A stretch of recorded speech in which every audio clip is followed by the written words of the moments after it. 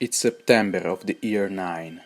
An alliance of Germanic tribes, led by Arminius, ambushed and destroyed 3 Roman legions. The Battle of Teutoburg Forest is seen as one of the most crushing defeats of the entire Roman history. Despite the incredible shock, Emperor Augustus sent his stepson Tiberius to seek revenge against the barbarians. Tiberius didn't just contain the revolt, demonstrating his great skill as general, but organized a real expedition in which he destroyed many Germanic villages. With Augustus passing, Tiberius became princeps and sent his nephew to finish the job, Germanicus. Germanicus was the son of Drusus the Elder, the conqueror of all Germanies. At just 28, he had pushed the Roman dominion up to the Elbe River.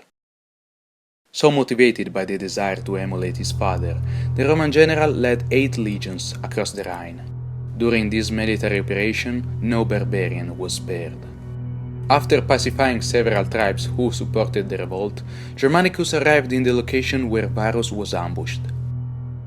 The dreadful view of the dead, tortured bodies motivated even more the Roman soldiers to find the rebels. Arminius finally showed off. The Germanic leader tried to ambush the Roman army twice. The first time, Arminius attacked Germanicus in person. The Roman cavalry panicked, but the legions were able to counterattack, saving the day. In the second occasion, the rebels attacked Germanicus' second in command, Aulus Caecina Severus. The Germanic tactic was always the same: ambush the enemy using natural hiding places such as forests and swamps. But Caecina wasn't unprepared as Varus. He was a skilled officer with 40 years of military experience. When the battle got worse, Caecina was able to turn the situation in his favor and defeat the Germanic army. But Arminius managed to escape. After several months spent in the winter quarters, Germanicus realized that an invasion through the dark woods of Germania would have been a suicide. Besides, legions struggled to march in a land without proper roads. So the Roman general decided to move his army by sea. In this way, Romans got to the core of Germania without any casualty. Finally, the 2 armies faced each other on the banks of Weser River. Before the clash, Arminius asked of his brother Flavus, who fought with the Romans. The two argued a lot. Arminius tried to persuade his brother to join the revolt, but Flavus strongly refused. In the end, the discussion became a fraternal scuffle. After this meeting, Germanicus commanded the crossing of the river. In order to avoid enemy attack, he sent his cavalry against the barbarians. The Batavi, a tribe from modern Netherlands which served in the Roman army as auxiliary unit, charged the rebels. Initially, Arminius commanded the retreat, but after bringing the Roman allies far away from the legions, he stopped and turned back. It was all a move to attract and encircle them alone. The Batavi suffered heavy losses, but in the end the Roman cavalry rescued them.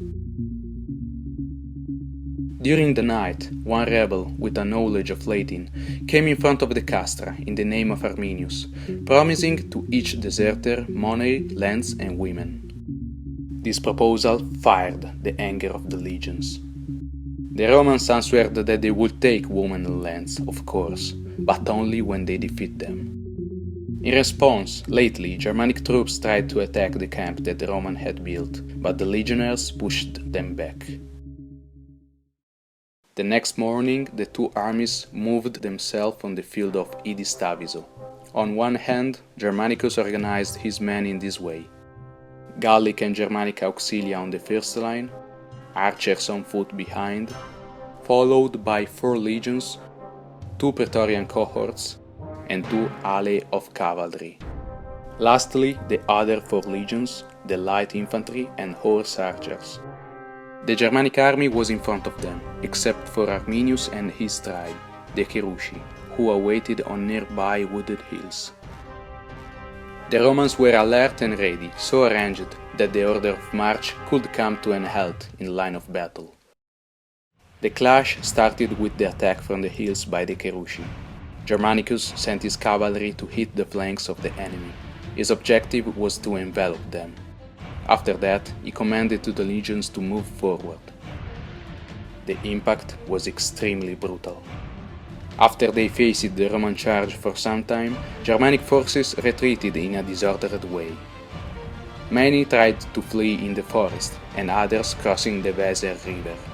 Arminius encouraged his men, but it didn't make any difference. The battle got better for Germanicus' men, and quickly turned into a slaughter. At the end of the day, the field was full of Germanic bodies.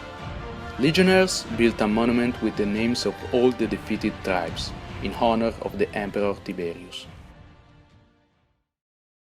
Provoked by the enemy's celebrations, the barbarians stopped themselves from the retreat and started preparing another assault. Arminius chose a field surrounded by the Weser River and the forest.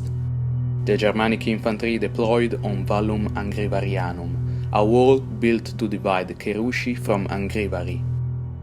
Moreover, Arminius hid his cavalry in the near forest, in order to attack from the rear the Romans. But, unfortunately for the Germanic leader, Germanicus was informed by his spies about this plan, and organized, consequently, his army. He placed his cavalry on the field and split the legions in two parts, the first against the Vallum, the second against the forest. The legions advanced toward the wall, but the bombardment from the top was too heavy. So Germanicus changed tactic. He ordered to the infantry to move back and commanded to the slingers to attack the defenders. It worked. The projectiles mixed up the defenders, and the legions were able to conquer the Vallum. After that, Germanicus led the charge in the woods at the head of the Praetorian cohorts. This time the battlefield was surrounded by many natural obstacles, and both formations would not have possibility to flee. They ought to fight for their survival. For this reason, the second battle was even more brutal than the first one. The skirmish was balanced for a while, and the rebels used all their furor teutonicus, the famous Germanic fury. Nevertheless, in a so confined space, rebels couldn't use properly their long spears.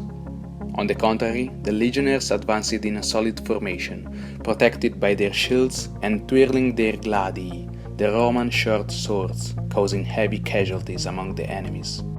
Arminius himself was seriously wounded and started to give ground to the Romans. The moment was crucial, and Germanicus understood that. He took off the helmet so everybody, Romans and barbarians, could recognize him. Then shouted to his men. Prisoners were needless. Nothing but the extermination of this race would end the war.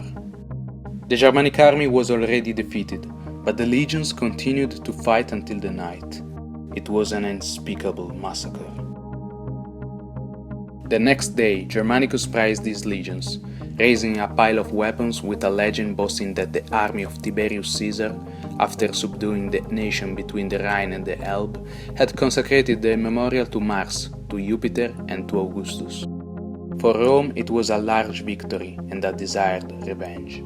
Despite the sink of part of the fleet in the way back to Gallia, Germanicus organized another expedition for the year 17. The Germanic tribes were on the verge of defeat, and it was necessary a final blow to finish the war. But then, the plot twist. Tiberius recalled his new feud to Rome, considering useless another campaign. The Germanic tribes would fight each other, keeping safe the empire. But, according to Tacitus, the emperor was jealous of the military success and incredible consensus of Germanicus.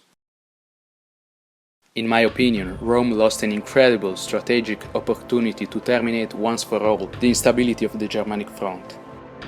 Avoiding the war, Romans preserved the same tribes that a few centuries later will cause serious problems for them. But that is another story.